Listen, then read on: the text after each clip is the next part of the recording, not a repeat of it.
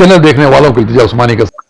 बांग्लादेश में students leader शरीफ उस्मान हादी की कत्ल ने मुल्क में जारी एहतजाजी तहरीक को एक नया और खतरनाक रुख दे दिया है।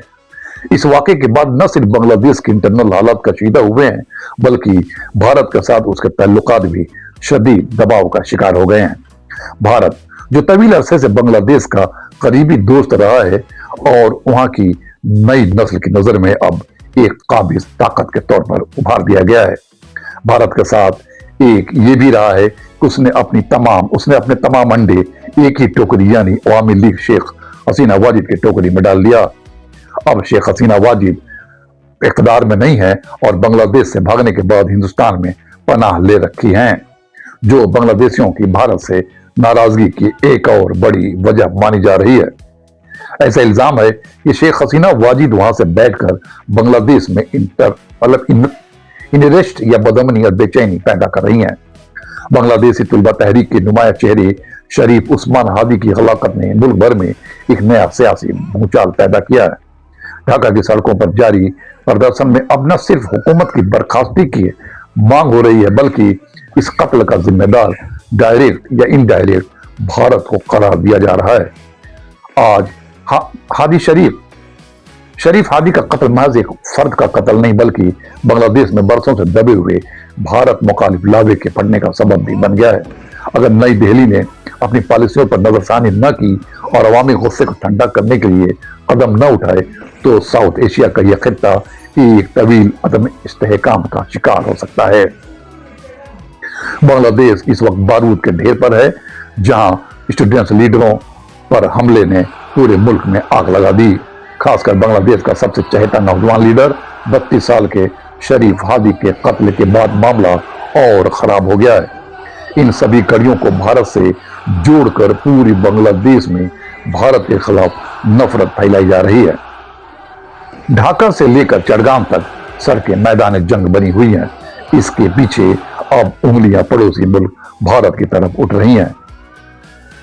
इसके अलावा अवामी लीग और शेख हसीना जो भारत में बैठी हुई है के खिलाफ और ज्यादा आग भड़क गई है। अवामी लीग के बानी मुजीबुर रहमान के घर को आग लगा दी गई और वहां के अवामी लीग और शेख हसीना के हामी मीडिया या के दफ्तरों को भी नहीं बख्शा गया। शेख मुजीबुर रहमान और शेख हसीना वाजी से जुड़े सभी मेमोरियल को खत्म कर दिया गया है। लगभग भारत के खिलाफ जबरदस्त नफरत फैला दी गई है। भारत की एम्बेसी पर भी हमले किए गए और भारत के इंटरेस्ट को नुकसान पहुंचाने की कोशिश की जा रही है। भारत इन तमाम इल्जामात को रद्द करता है, जबकि इसे चीन और पाकिस्तान की साजिश भी करार दी जा रही है। बांग्लादेशी मुजाहिरीन और सोशल मीडिया पर यह बात तेजी से जड़ पकड़ रही है कि इनके पीछे या इस क्रैकडाउन के पीछे भारतीय खुफिया एजेंसी राह का हाथ है। प्रदर्शनकारियों का दावा है कि भारत अपनी वफादार शेख हसीना हुकूमत को दोबारा लाने के लिए बांग्लादेशी सिक्योरिटी इदारों को खुफिया मदद फराहम कर रहा है। ढाका की गलियों में भारत मुखालिफ नारे गूंज रहे हैं और भारतीय प्रोडक्ट्स के बाइकाट की मुहिम चल रही हैं और पूरे देश में अपीलें की जा रही है। बांग्लादेशी अवाम में ये तासुर पुख्ता हो चुका है कि भारत अवामी ख्वाहिशात के बजाय सिर्फ इक़्तिदार की पुष्ट पनाही कर रहा है। इस वक्त दोनों ममालिक के रिलेशन एक नाजुक मोड़ पर हैं। अगर बांग्लादेश में ये बदअमनी या अनरेस्ट नहीं रुकता है, तो भारत के लिए सिक्योरिटी रिस्क हो सकती हैं। भारत के साउथ ईस्ट रियासतों, खासकर सेवन सिस्टर के लिए बांग्लादेशी रास्ते बंद हो सकते हैं। भारत से नफरत का फायदा उठाकर चीन बांग्लादेश में अपना असर रसूख बढ़ा रहा है। अगर बांग्लादेश में सियासी खला या गैप पैदा हुआ, तो टेररिस्ट ग्रुपों को भी पनपने का मौका मिलेगा, जिसका बराह रास्त असर भारत की सरहदों पर पड़ेगा। एक्सपर्ट इसे पाकिस्तान और चीन की साजिश करार दे रहे हैं, जबकि बांग्लादेश की जमीनी हकायक बताते हैं कि वहां की पब्लिक अब किसी भी आउटर इंटरफेयर को कबूल करने के लिए तैयार नहीं है। तुलबा लीडर्स की हलाकत ने इस नफरत को एक ऐसी तहरीक या आंदोलन में बदल दिया है जिसे रोकना अब किसी भी एजेंसी या हुकूमत के लिए चैलेंज बन चुका है। बांग्लादेश की यह हालात सिर्फ एक इंटरनल इशू नहीं रहा, बल्कि ये पूरे खत्ते की जियो पॉलिटिक्स को बदलने की ताकत रखता है।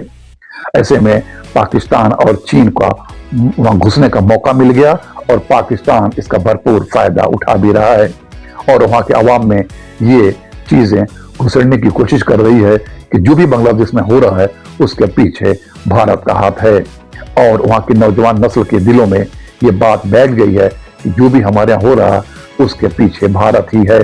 इसलिए वहां के अखबारों और सोशल मीडिया पर ये बात भी फैल रही है कि हादी को कत्ल करने के बाद जो कातिल थे वो 5 मुख्तलिफ गाड़ियां बदलते हुए भारत की सरहद में दाखिल हुए। ये तमाम ऐसे अवामिल हैं जो भारत के खिलाफ वहां आग बरसा रहे हैं। इसका नुकसान यकीनन भारत और बांग्लादेश के ताल्लुकात पर पड़ने वाला है अगर फौरी कदम न उठाए गए और अगर फौरी बात या उसकी डिप्लोमेटिक तरीके से बात न की गई तो ये पाकिस्तान और चीन के लिए एक मौका होगा जबकि भारत के लिए एक बहुत बड़ा एक इशू बन सकता है।